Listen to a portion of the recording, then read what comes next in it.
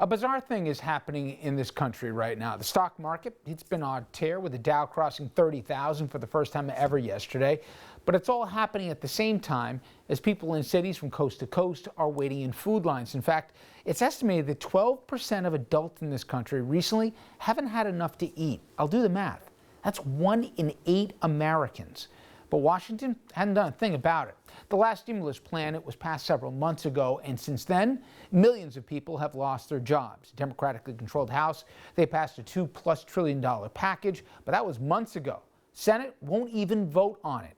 In the package includes things like extended jobless benefits, money for state and local governments, stimulus checks for Americans, money for airlines and restaurants and other hurting industries. But Mitch McConnell, he called that package and everything I described in it, quote unquote, radical.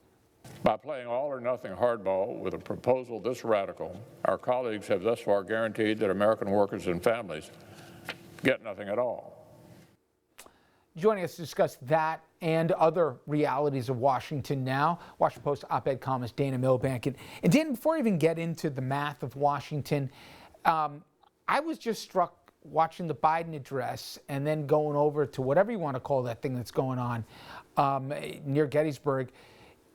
The juxtaposition of it, where you don't even have the sitting president trying to calm American fears about what we're going through, and then the hope that we can get through this. And then I got a president calling in on a speakerphone with some Rudy project. I still don't understand what they're trying to argue. It was reality versus, I don't know what you call it, but it was, I think, jarring, the juxtaposition. Yeah, Richard, this sort of started out as the Republicans were maybe humoring the president through this temper tantrum to try to get through it. But we're in this bizarre point where even the White House has said, okay, we can proceed with the transition, even if the president isn't conceding. But then you've got Mitch McConnell, who's won't even go that far and is still not recognizing Biden as the winner of the election. It looks more and more to reward the cynical way of thinking here that they're actually trying to sabotage things at this point by not getting some economic relief through. That's very nice of Mitch McConnell to say he's offering something. He's offering a lot more corporate relief and nothing in terms of food stamps and things that would provide immediate help to those most in need. So it's getting uglier and uglier as the pandemic is claiming more and more victims, and as the economy is in more and more trouble for those at the lower end. But what I don't get, Dana, and believe me, I'm as jaded as they come, but the part that I don't understand is, even if Mitch McConnell is the most transactional person alive, he wants those 2 Senate seats in Georgia. He wants to be in the majority come hell or high water. How is it a good closing campaign argument when one side's offering to put food on the table, literally, and to keep the lights on in the apartment? That's not just for the people in the blue urban inner cities, but nationwide here, that on the heels of it on December 26th, I think, all of a sudden, what little aid to people already hanging on by the thread is going to go away. And Mitch could have made it happen if he just said yes. Like, how is that a winning closing political argument, stripping even morality out of it?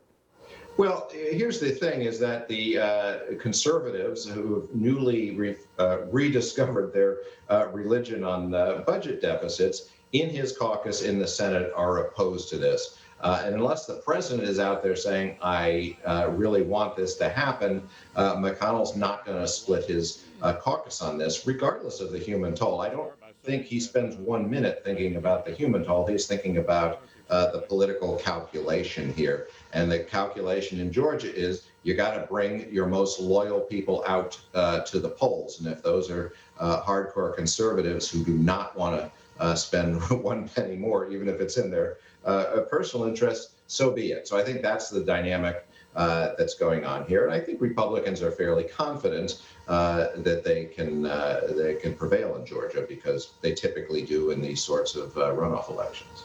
You know, I read in some recent pieces that, prepare for boring. Me, for one, I'll sign up for that right now. It's exhausting the last 4+ years. How much of America wants that, or how much do you think still wants a reality show and is going to miss waking up to the latest crazy tweet? Well, people have often asked me during this whole time, you have so much material, you're going to miss him when he's gone. And my answer is always just, I'd be happy to cover a boring appropriations subcommittee hearing if we know that the government's being run by grown-ups and we don't have a crisis every moment. I think Americans, at least 6 million more than the other side, were saying we want to return to normalcy, to stability, where we don't have to, wake up one morning and find out there's some all caps tweet threatening nuclear obliteration or its equivalent. So yes, I suppose you and I may be bored and wistful one day in the future for, why don't we just propose buying Greenland or something? But I think Americans are definitely in need of exhaling and calming down a bit. And as you wrote, so is that exhaling coming from Denmark. But, I'm wondering, I was a little surprised that Biden gave a pretty hard no to the idea that Bernie Sanders or Elizabeth Warren were going to be part of the cabinet. And he could have couched it in a way to say, listen, I can't risk losing another Senate seat here, or I'm going to have a huge confirmation battle on my hands. But he made it pretty clear, at least I don't think he had to read too much between the lines, that wasn't what he has in mind.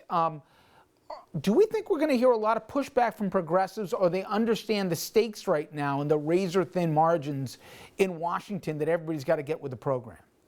Well, after the election, you were hearing some ominous signs from progressives saying that, Biden owes the victory to them. What's he going to do for them? But of course, there's very little he can do for them as long as McConnell is in control of that Senate. So I think probably some cold reality is occurring to those on the left, that there's only so much that can be done here. Biden is clearly picking people who he's comfortable with, hugely experienced in the area. Yes, maybe not the flashiest characters in the world, but he's clearly going for stability again. Now, it doesn't seem to be buying him any goodwill. The Republicans in the Senate are reacting as if Satan himself had nominated these people, but I don't think he's doing it to provoke or assuage the left. I think he's doing it because these are the people he's comfortable with. Finally, Dan, I'll bring it back to the question of McConnell, or at least Republican calculations.